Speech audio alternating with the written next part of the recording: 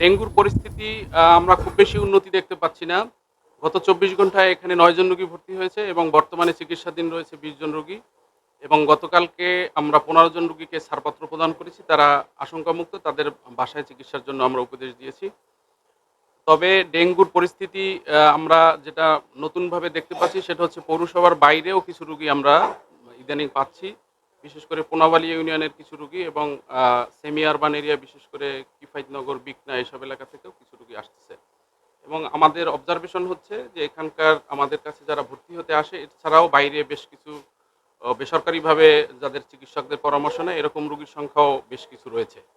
আমাদের হাসপাতালের চিকিৎসা ব্যবস্থা লজিস্টিক পর্যাপ্ত মজুদ রয়েছে। বিশেষ করে আইভি ফ্লুইড এর মজুদ আমাদের পর্যাপ্ত রয়েছে।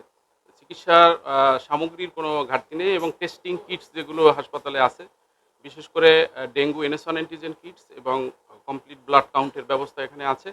তা আমার পরামর্শ থাকবে যে আতঙ্কিত না হয়ে আপনাদের যদি জ্বর থাকা অবস্থায় এবং জ্বর শেষে কিছু ওয়ার্নিং সাইন থাকে সেগুলো হলে তৎক্ষণাৎ হাসপাতালে ভর্তি হওয়ার জন্য এবং চিকিৎসকের পরামর্শের জন্য।